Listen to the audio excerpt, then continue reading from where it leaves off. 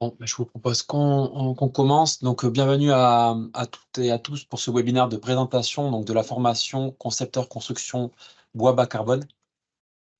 Donc, pour ceux et celles qui ne me connaissent pas, donc, je suis X Silverno, chargé de mission prescription bois à l'interprofession FIBO Occitanie, et je co-animerai avec Jean-Pierre Maté, qui est également prescripteur bois et référent pédagogique, formation continue au sein de FIBO Auvergne-Rhône-Alpes.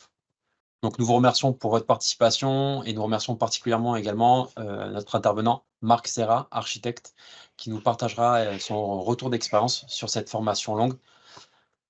Quelques rappels rapides pour le bon fonctionnement du webinaire. Voilà, pensez bien à couper vos micros. Pour toute question sur ce webinaire, n'hésitez pas à poser vos questions via le chat qui se trouve à droite de votre écran. Et donc voilà, on y répondra au fil de l'eau ou à la fin de ce webinaire. Et pour information, ce webinaire sera enregistré et mis à disposition auprès des participants sur nos chaînes YouTube ou via nos sites internet. Donc le déroulé de ce webinaire, donc tout d'abord, je vais commencer par une présentation succincte du rôle de FIBO Occitanie, hein, même si bon, voilà, on est une interprofession parmi 12 au niveau national. Ensuite, je laisserai la parole à Jean-Pierre qui nous présentera plus en détail la formation donc, de ces BBC. Et enfin, nous poursuivrons par un retour d'expérience de Marc Serra sur cette formation auquel il a participé. Et rapidement, donc, qui sommes-nous? Donc, FIBO Occitanie, comme les autres interprofessions, hein, qui sont au nombre de 12. On est une interprofession de la filière forêt-bois. Donc là, plus particulièrement à l'échelle de l'Occitanie, on a pour but donc de rassembler l'ensemble des professionnels de la filière, des détenteurs de la ressource jusqu'aux utilisateurs finaux, en passant par ceux qui la récoltent, les transformateurs et ceux qui utilisent le matériau bois. FIBO Occitanie, c'est environ 160 adhérents pour 13 organisations professionnelles qui sont réunies en 5 collèges. Et ensuite, l'articulation donc des 12 interprofessions régionales de la filière forêt-bois sont regroupées au sein de FIBOis France, qui est notre interlocuteur privilégié au niveau national et qui porte une parole commune auprès des pouvoirs publics et des partenaires nationaux. Les interprofessions, donc au niveau donc, de leur mission, je peux passer à la diapo suivante, s'il te plaît, Jean-Pierre. On a un peu le même fonctionnement au niveau des différentes interprofessions, autour de 4 grandes missions qui sont donc l'animation et la coordination du réseau de professionnels de la filière forêt-bois sur nos régions respectives. Également donc une mission de représentation de la filière auprès des instances politiques, hein, locales, régionales et nationales. Et après, 2 grosses actions qui sont donc la communication pour assurer la promotion de l'ensemble de la filière et également l'accompagnement de nos entreprises dans leur positionnement sur le développement des marchés et leur montée en compétences, notamment avec différentes sous-actions qui sont donc l'accompagnement des projets bois, créer des réseaux interentreprises, valoriser le savoir-faire de nos entreprises à l'échelle locale, des visites de chantier et entreprises pour avoir un peu de pratique également. Et également, voilà, d'où le webinaire d'aujourd'hui, le panel de formation technique que proposent les différentes interprofessions. Et donc voilà, ces formations donc, techniques sont autour du domaine de la construction et des matériaux biosourcés. Et dans ces enjeux, notamment dans le cadre de la réglementation environnementale, avec les différents paliers, notamment 2025 et 2028, qui imposent le recours à des matériaux à faible impact environnemental, le bois et les biosourcés ont toute leur place, notamment aussi sur le contexte énergétique qui pousse les maîtres d'ouvrage à engager des travaux pour améliorer les performances et le confort des bâtiments anciens. Voilà, ces matériaux biosourcés ont toute leur place et ça permet de proposer aussi des solutions intéressantes. Du coup, ce programme de formation donc, apporte des clés pour aborder de la conception à la réalisation de projets. Et elles sont donc après, je laisserai la main à Jean-Pierre hein, pour pas en dire trop, mais elles sont conçues et dispensées par des formateurs qui sont des professionnels du bâtiment en exercice. Voilà. Donc ces formations sont disponibles également sur les sites respectifs des interprofessions et notamment aussi FIBO Occitanie dans l'onglet formation. Jean-Pierre, je te laisse la parole.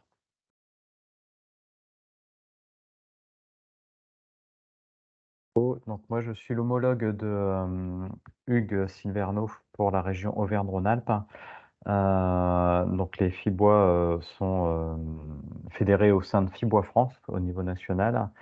Et ce réseau-là, FIBOis France, a décidé, parce que FIBOis Auvergne-Rhône-Alpes avait l'ancienneté, l'expérience sur l'activité formation continue, le réseau a décidé de confier tout ce qui est organisation de la formation à FIBO Auvergne-Rhône-Alpes. Donc nous, on est référencé organisme de formation, OF, pour l'acronyme qu'on utilise assez souvent.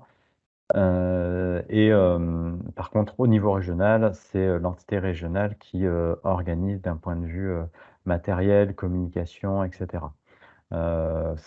Ça permet aussi d'avoir une seule entité qui est certifiée Calliope, qui est une obligation si vous souhaitez que vos formations soient prises en charge par votre OPCO. Alors ça fonctionne pour toutes les régions en France, sauf la Nouvelle-Aquitaine. Voilà, il y a une entente particulière en Nouvelle-Aquitaine entre l'interprofession et MAGE, qui est un organisme de formation régional qui proposait de la formation sur la construction bois avant que Fibois Nouvelle-Aquitaine n'en propose. Donc c'est pour ça que vous avez une petite différence avec cette région. Sinon, pour toutes les autres régions, ce sera Fibois Auvergne-Rhône-Alpes qui est l'interlocuteur, qui est l'organisme de formation.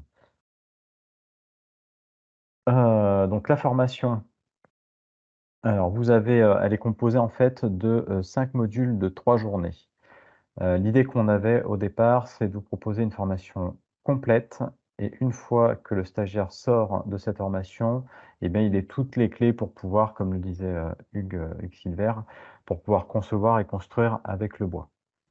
On n'aborde pas tous les points de manière très approfondie ou suffisamment approfondie, hein, bien sûr, mais vous avez un socle qui vous permet quand même de pouvoir aborder les sujets, pouvoir discuter, pouvoir commencer à concevoir. Même si vous travaillez sur un gros projet, vous aurez les clés aussi pour discuter avec le bureau d'études structure bois qui, dans ce cas-là, sera forcément un passage incontournable pour pouvoir réaliser votre projet. Les modules de 3, ces 5 modules de 3 journées vous pouvez les suivre de manière indépendante, les choisir de manière indépendante, hein. Il y a 2 tarifs, donc il y a un tarif forcément préférentiel quand vous choisissez la formule dans son intégralité et un tarif qui est un peu plus élevé quand vous choisissez par module. La durée, c'est 105 heures, c'est important. Alors, ça correspond à 15 journées, sachant que c'est pas 15 journées complètes, puisque vous avez un mixte entre présentiel et distanciel. Par exemple, les 3 premiers jours, donc du module 1, c'est que du présentiel, parce qu'on a aussi, à l'intérieur de ces formations, on a voulu les rendre un peu plus dynamiques et un peu plus concrètes, notamment en visitant, en réalisant des visites terrain. C'est aussi pour nous un bon moyen de casser un peu l'image que vous pouvez avoir des métiers et des entreprises de la filière bois. Et ça vous permet également de mieux connaître l'offre au niveau local, au niveau régional. Donc la première journée, les 3 premières journées, pardon, sont dispensées avec une matinée en salle et l'après-midi en visite de site. En général, on essaye de faire coïncider ce qu'on a vu en salle avec la visite de site. Donc le premier jour, on voit la forêt et le matériau bois. Et donc l'après-midi, on va visiter, si on a sur la région un chantier d'exploitation forestière. Ça permet aussi d'aborder tout le sujet forêt, gestion forestière, mais aussi de voir ce que l'on fait quand on vient réaliser un chantier d'exploitation, de discuter avec l'entreprise de travaux forestiers qui est là, avec un expert forestier, avec le gestionnaire de la parcelle qui est en train d'être exploitée, etc. Et les 2 autres journées, on va voir scierie, on va voir entreprise qui fabrique du bois lamellé collé, par exemple, une entreprise de charpente, une entreprise de menuiserie qui fabrique des fenêtres, des portes, des porte-fenêtres, des escaliers, et cetera.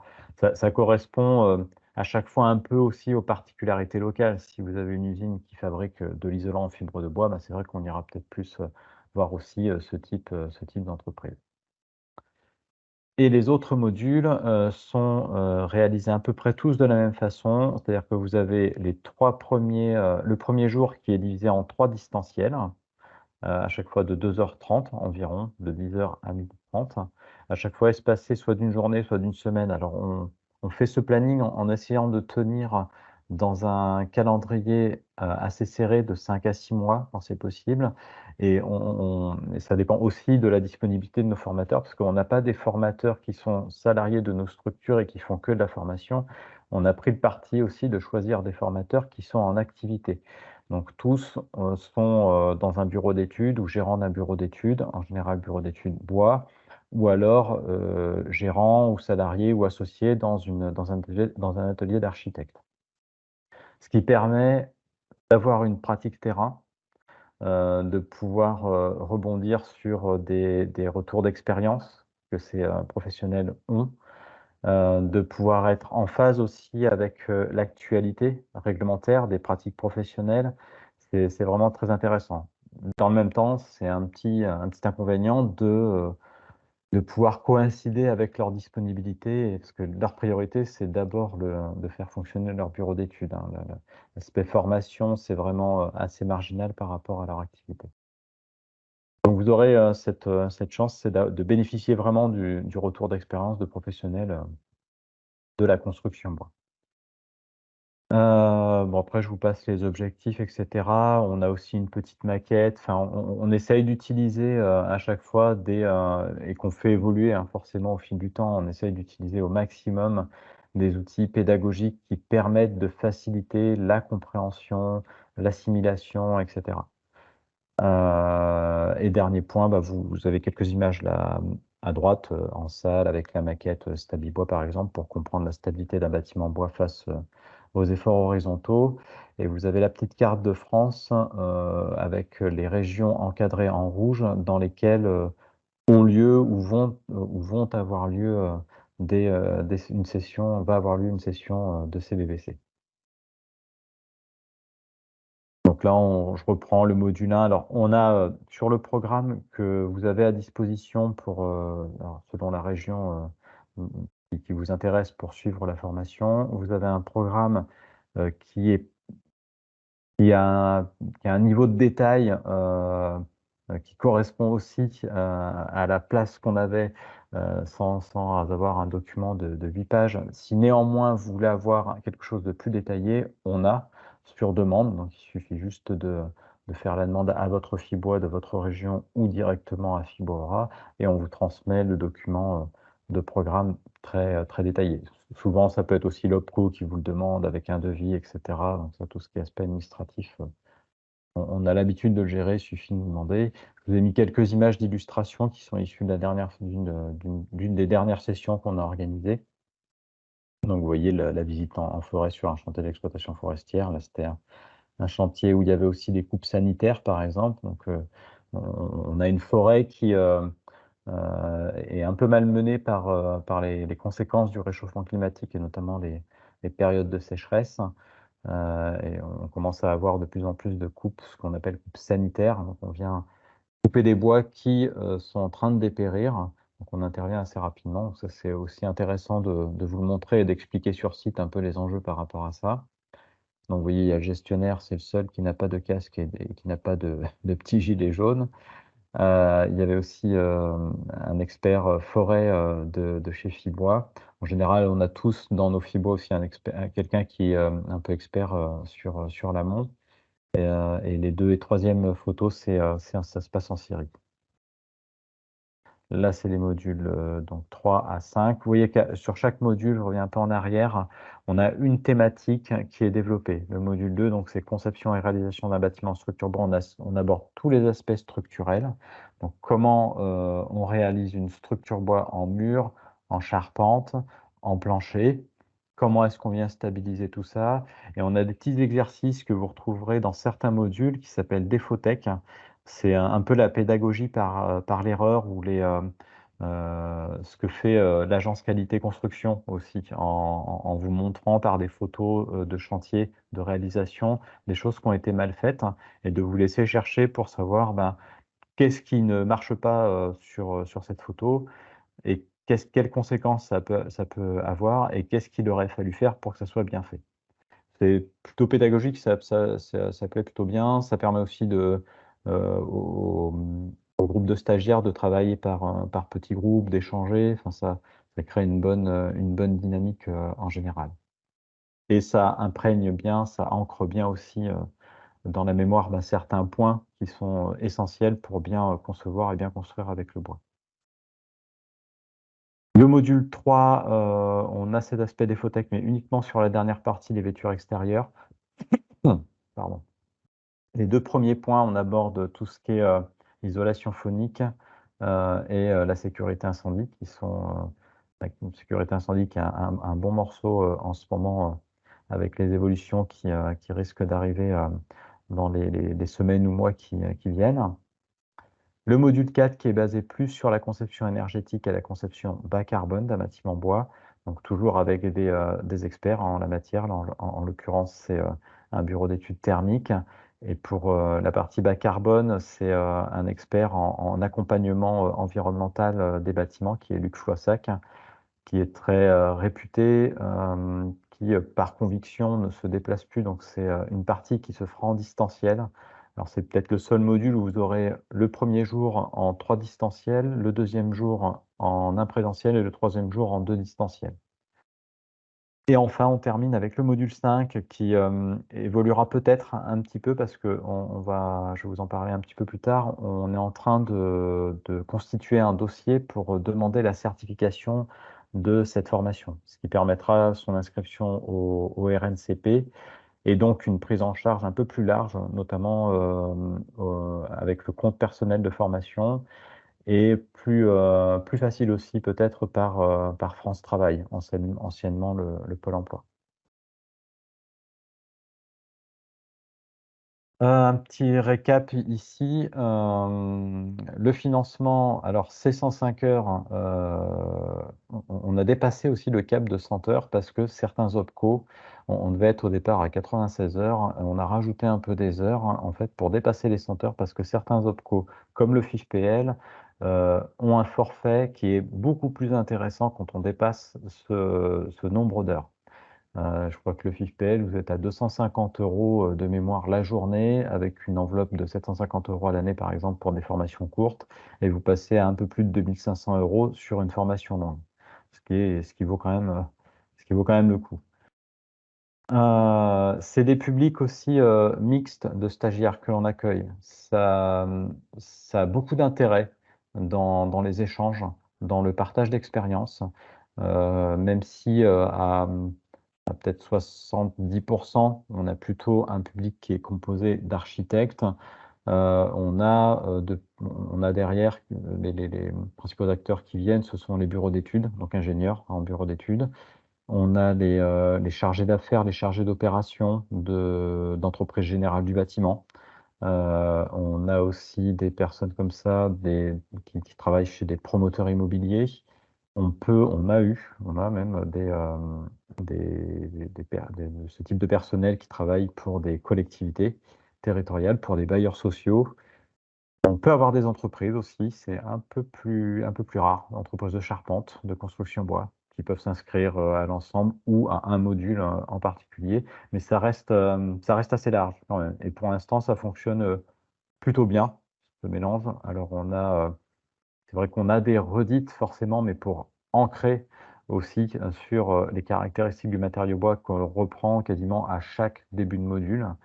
Mais c'est vraiment important d'avoir certaines bases et de bien les assimiler au niveau des caractéristiques du matériau bois. La certification, je vous en ai parlé et la facilité que ça pourra engendrer pour la prise en charge notamment. Et puis après, c'est non seulement de la prise en charge et du référencement, mais c'est surtout de sortir avec la possibilité de sortir de la formation, avec la possibilité de pouvoir présenter un dossier devant un jury et d'avoir une reconnaissance par la certification qu'on vous remettra si vous réussissez le passage devant le jury. Par contre, cette certification, elle sera ouverte uniquement aux stagiaires qui auront suivi l'ensemble de la formation, soit d'un coup, soit sur 3 ans. On ne veut pas l'ouvrir qu'à ceux qui ont suivi qu'un ou 2 modules. On est en train de réaliser un annuaire des stagiaires qui ont suivi l'intégralité de la formation. On prévoit aussi, je ne l'ai pas noté, on prévoit de les réunir, je devrais caler ça dans les jours qui viennent, de leur proposer de se réunir lors du forum Bois Construction, qui se passera à Nancy au mois d'avril. Je n'ai pas les dates en tête, mais vous les trouverez sur Internet. Mis à part la certificat Diopia, on est aussi, Fibois Aura et Mage Nouvelle-Aquitaine, on est tous les deux membres du REFCA. Le REFCA, c'est un réseau qui est mis en place par l'Ordre national des architectes, le Conseil national de l'Ordre des architectes, et qui regroupe les acteurs de la formation continue, notamment qui propose des formations pour les architectes. Donc vous retrouverez nos formations sur le site ad hoc. Et ben, je vais laisser maintenant, on va vous faire profiter d'un retour d'expérience d'un des derniers stagiaires qui a réalisé sa formation en région Sud PACA. Il s'agit de Marc Serra. Marc, bonjour. tu veux prendre la parole.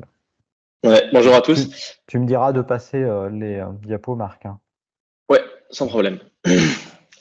Bonjour à tous. Donc moi, je m'appelle Marc Serra, je suis architecte diplômé d'État et HMO-NP. J'ai été diplômé en 2012-2013 avec HMO et j'ai fait ma formation en 2023. J'ai un statut là actuellement professionnel qui a un petit peu évolué justement à la fin de la formation. J'en parlerai plus tard, mais grosso modo, j'ai exercé pendant 7 ans à mon compte en tant que gérant d'ACRL, d'abord associé puis seul, sous 2 structures du coup successives. Et je suis passé tout début 2024, je vous expliquerai pourquoi après, responsable bâtiment et travaux ad intérim, c'est-à-dire que je remplace quelqu'un pendant 1 an et demi pour le diocèse de Marseille, donc dans une structure qui est un peu atypique, mais qui a aussi un gros patrimoine et des projets en cours qui sont très intéressants depuis donc janvier. Donc je vais suivre un petit peu la trame que j'ai préparée là pour vous expliquer ce retour d'expérience. Donc formation bois, formation fibois, pourquoi de mon côté, il y a eu deux principales volontés qui ont émergé dans ma pratique, au cours de ma pratique. Ça a été, je dirais, un peu l'amour du matériau bois et le fait que ce soit un matériau architectonique, c'est-à-dire qu'on puisse concevoir, faire de la structure et de l'architecture avec sans trop avoir à le travailler, à le modifier, etc. Et du coup, en voulant faire des projets en bois par moment, en y réfléchissant, etc., je sentais une incapacité d'appréhender en fait de manière poussée le matériau, pourquoi tel ou tel choix, pourquoi une structure répétitive, pourquoi des grandes portées avec des grosses poutres ou je sais pas quoi. Et je voyais beaucoup de projets, je savais pas comment justifier quand moi je dessinais ce que je voulais faire autrement que par un choix esthétique, et ça me dérangeait. J'ai fait une journée de formation Fibois à l'ordre qui était gratuite sur le pain d'Alep, et en fait j'ai compris pas mal de choses, enfin j'ai compris qu'il me manquait pas mal de choses et qu'il y avait des explications ce jour-là. Et ensuite, donc, j'ai appris l'existence de la formation qui se montait dans le sud longue, et je me suis dit que c'était probablement une bonne chose pour compléter tout ça et du coup pouvoir concevoir, parce que je me sentais de fait en incapacité de concevoir en bois. Alors il y a des gens qui aiment bien foncer et sans savoir et qui se débrouillent parfois très bien. C'est pas mon cas. Donc voilà l'approche que j'ai eue. Et l'autre sujet, c'est aussi peut-être de rentrer dans un monde de la construction où les gens sont peut-être plus passionnés, plus sérieux que dans la maçonnerie. Alors après, il y a des maçons qui sont très bons, je ne vais pas mettre ça de côté, mais il y a le caractère durable et il y a le caractère qualité du travail et de l'entourage qu'on peut avoir là-dedans aussi. Donc voilà, ça c'est ce qui m'a guidé vers cette formation. Pourquoi Fibois et pourquoi la 2C BBC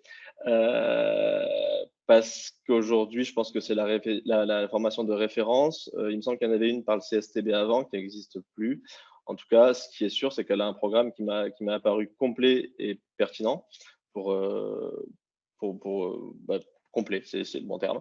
Un format qui était réaliste, c'est-à-dire que ça peut s'insérer dans un exercice professionnel, et c'est réaliste parce qu'il y a quand même un temps dédié qui est suffisant pour apprendre et pour traiter des différents thèmes. Et ensuite, la Fibois, ce que je trouve intéressant, c'est que c'est un organisme transverse. Donc, c'est un organisme, grosso modo, qui touche toutes les parties du monde du bois, depuis, comme on l'a vu, la forêt jusqu'à un projet fini et livré. Et je pense que c'est très important quand on travaille avec un matériau comme ça, parce qu'il faut comprendre ce qui se passe, comprendre pourquoi on peut avoir tel ou tel bois, où on va l'utiliser, on va le choisir, pourquoi on peut pas, pourquoi ça coûte cher ou pas cher, etc. Et donc faire des choix éclairés et comprendre aussi pourquoi certaines entreprises ont des BE intégrés, etc., etc. Voilà, donc ça m'a apparu être un choix pertinent dès le début et j'en ai eu la confirmation en finissant la formation. Compétences acquises, principale compétence acquise, on va dire, du coup, la capacité technique à comprendre, analyser et échanger de manière professionnelle sur la construction bois. Et ça au sens large du terme, c'est-à-dire la construction bois, mais le bois en général. Donc, on ne devient pas menuisier, évidemment, hein, ni charpentier, mais on peut communiquer avec toutes ces personnes-là avec il y a une vraie montée en compétences qui est avérée.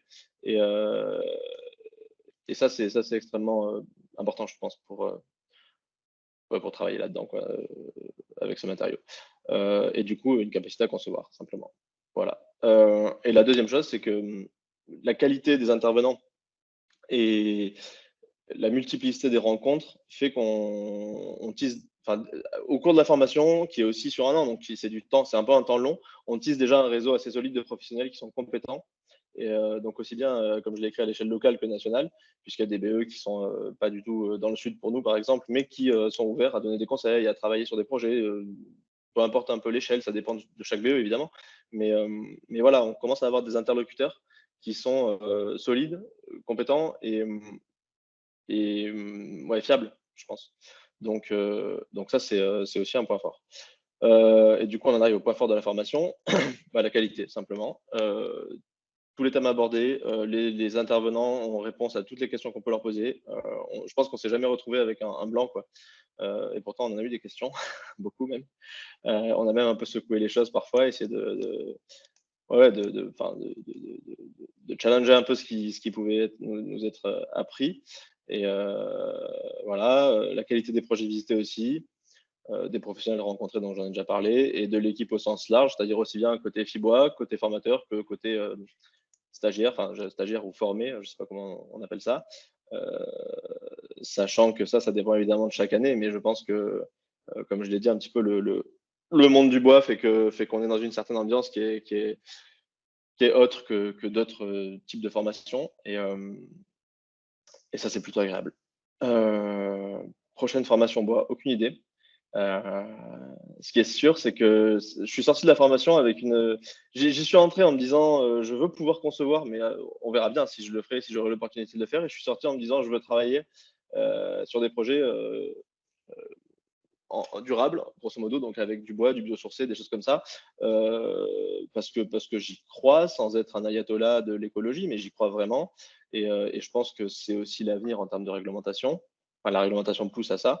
Et en même temps, il faut une vision réaliste et comprendre les enjeux, comprendre les défauts que ça peut avoir aussi, comprendre ce qu'il faut faire et ce qu'il ne faut pas faire, parce qu'il y a des choses qu'il ne faut pas faire. Donc, c'est une formation qui fait un peu peur quand on est tout au long. Hein. On se l'est répété plusieurs fois, mais qui fait ça fait un peu peur du bois. On a un peu la peur du bois, mais en même temps, c'est en le maîtrisant qu'on arrive justement à l'emmener au bout, quoi, sur les projets. Et donc, moi, je suis sorti avec cette forte détermination de mettre en œuvre ce que j'avais appris.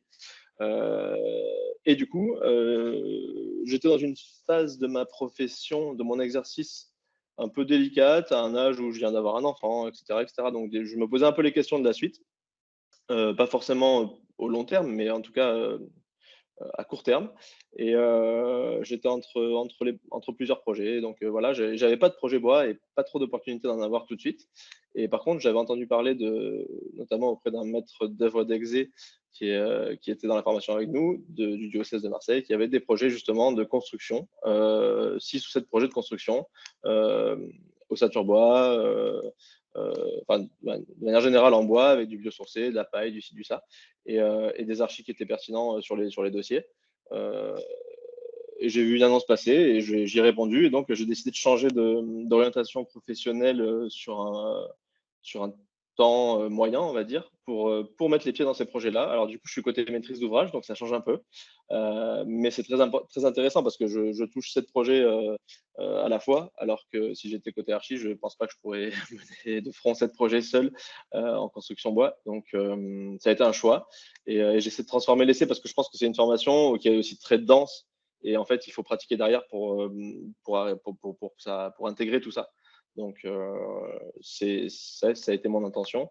Et je pense que du coup, la question prochaine formation bois, c'est maintenant en fait. C'est ce que je fais maintenant, c'est de le pratiquer. Et on verra si après j'ai besoin de me spécialiser dans un domaine ou dans un autre. Mais je pense que c'est une question qui viendra plus tard. Conseil pour les personnes qui hésitent, on va faire bref. Je pense que c'est intéressant pour tous les gens tous ceux qui touchent à l'acte de construire en bois ou qui veulent y toucher. Après, je pense que c'est une formation qu'on peut prendre sans avoir aucune connaissance, mais je pense que c'est un peu plus pertinent d'y aller quand on a déjà quelques connaissances sur des choses de base, hein, vraiment, pas très poussées, mais sur l'acoustique, le bois, la sécurité, l'hygroscopie, comment la vapeur elle passe dans un mur. On voit tout de zéro et on le répète plusieurs fois, donc ça rentre. Mais je pense que quand on a une petite notion, on arrive quand même à en tirer un peu plus parti de cette formation.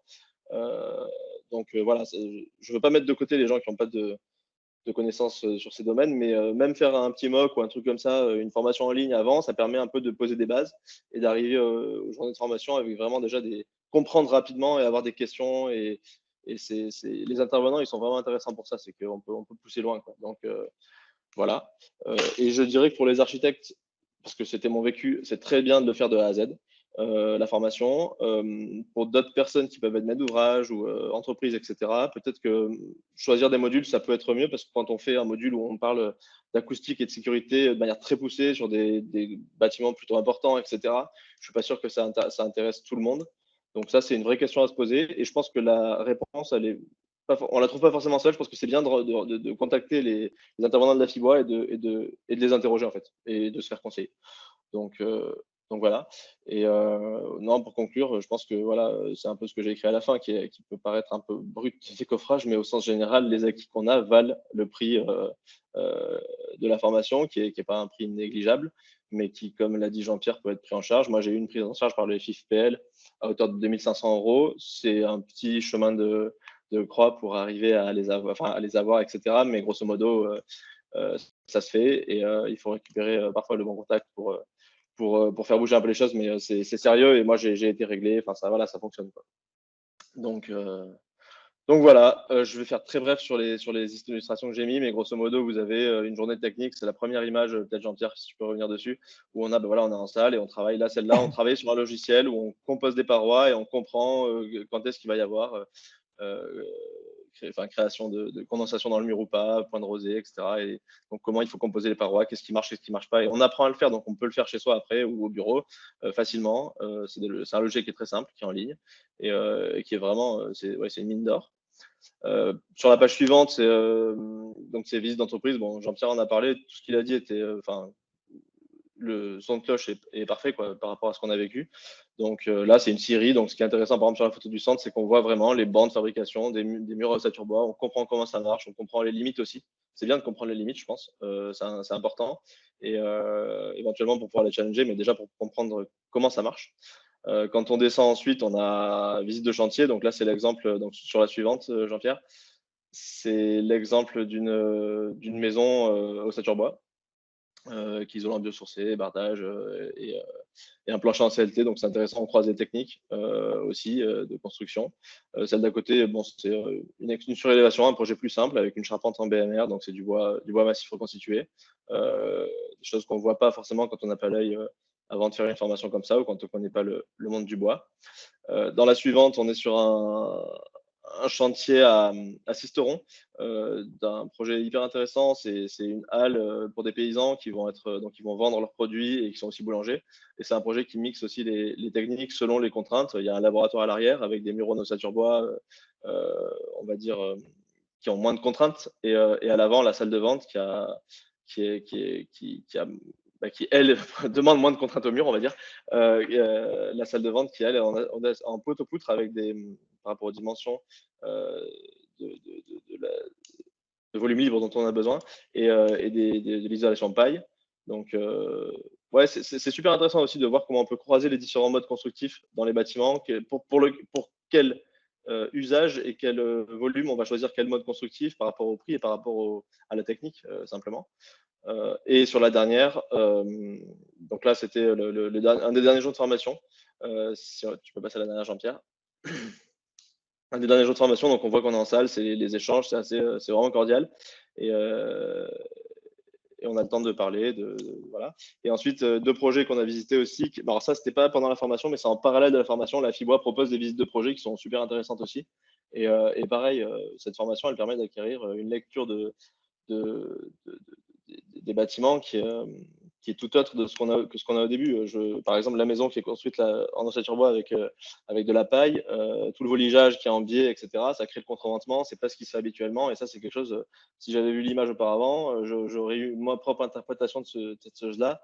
Et j'aurais pas du tout compris en fait à quoi ça sert, comment ça marche, que c'est pas quelque chose de conventionnel, mais pourquoi on peut le mettre en œuvre parfois, question de perspirance, etc., etc. Et donc voilà, moi c'est une formation pour conclure, que je recommande énormément si vous cherchez quelque chose de complet sur le bois et si vous avez des intentions professionnelles derrière, grosso modo. Merci Marc. Voilà, j'espère ne pas avoir été trop long. Merci Marc. Non, mais c'est toujours intéressant d'avoir. C'était très bien. Merci beaucoup. Super. Non, c'est nous qui maintenant, on va faire plutôt court. Moi, j'ai peut-être pris un petit peu de temps aussi pour le début.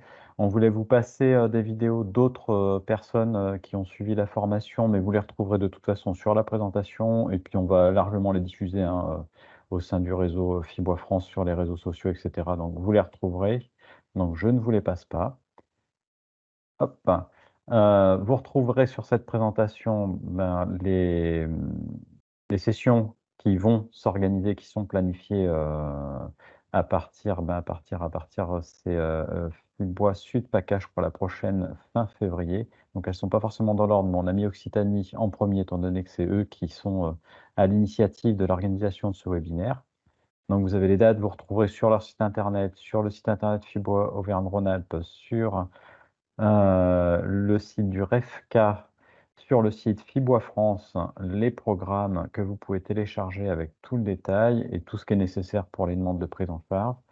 Sinon, vous avez à chaque fois les personnes référentes qu'il faut contacter pour avoir les informations. Donc là, en Provence-Alpes-Côte d'Azur, c'est à partir du 20 février. Et elle aura lieu, parce que là, il y a suffisamment de personnes. Néanmoins, il reste encore des places. Sur l'Occitanie, vous pouvez vous inscrire aussi, hein. On vient juste de commencer la communication et là, il y a des places, donc il faut s'inscrire. À chaque fois, les 3 premières journées, alors on vous met un lieu, hein, Bordeaux, je ne sais pas si vous avez vu sur Occitanie, c'est soit Toulouse, soit Montpellier. En fait, ça sera en fonction du nombre d'inscrits, où est-ce qu'ils seront situés, enfin, des inscrits, où est-ce qu'ils seront localisés en majorité, et ça se décidera, ou alors ça sera peut-être de manière, comment dire? Ça sera peut-être soit à Toulouse un module, un autre module à Montpellier, et cetera. Enfin, ça se déterminera lorsqu'on aura les inscrits. En Nouvelle-Aquitaine, donc à Bordeaux, en Auvergne-Rhône-Alpes à partir de septembre prochain et de nouveau en Nouvelle-Aquitaine à partir du mois de novembre. Et pour terminer, alors attention, les dates ne sont pas encore validées. Là, j'en suis à la phase de demander aux formateurs leur disponibilité, mais vous avez une formation qui démarrera, et j'ai même fait une petite erreur. C'est un groupement entre 3 interprofessions, c'est Île-de-France, Normandie et Centre-Val de Loire qui proposeront cette formation ensemble. Et enfin, la dernière page où vous retrouvez voilà, toutes les infos, les contacts, et le fait qu'on soit certifié Calliope, membre du REFCA, etc. Je ne sais pas si on a le temps pour quelques questions, Hugues, si tu veux rajouter quelque chose ou Non, Claire. comme tu l'as dit, s'il y a des questions, après, bon, voilà, tous les référents par interprofession sont cités, donc n'hésitez pas, si besoin, à revenir vers nous. Et bon, voilà, tous les détails de la formation aussi sont présents sur les différents sites que tu as évoqués. Et ce qui est bien, c'est qu'avec l'annuaire, vous pourrez aussi appeler les stagiaires. Et moi, ça m'est arrivé de donner les coordonnées de stagiaires parce que une personne qui est intéressée se posait la question de savoir. Donc, on peut nous apporter jusqu'à un certain niveau d'information. On essaie bien sûr d'être le plus objectif possible. Néanmoins, c'est aussi très bien d'avoir un échange avec des personnes qui ont déjà suivi la formation. Donc, on est très transparent là-dessus et vous les retrouverez, ces personnes-là, sur notre annuaire.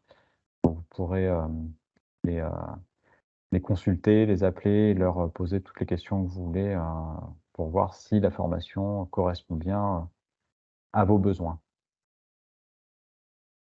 Et en complément, voilà, comme on l'a indiqué en début de webinaire, il y aura donc voilà, un enregistrement de cette présentation de ce matin. Donc voilà, n'hésitez pas à la reconsulter pour y trouver les informations. Et n'hésitez pas aussi à partager à vos confrères si besoin. On arrête là. Je vois pas du tout, moi, s'il y a des questions dans Non, tous les Marc cas. a fait C'est un bon? complément Ok. d'information sur la prise en charge. Merci à lui. Ok. Super. Donc voilà. Merci à toutes et à tous pour votre participation. On reste à votre disposition pour tout complément d'information et on vous souhaite une belle après-midi. Au revoir. Merci, Merci. au revoir. Au revoir. Merci, à bientôt. Au revoir. Merci, au revoir.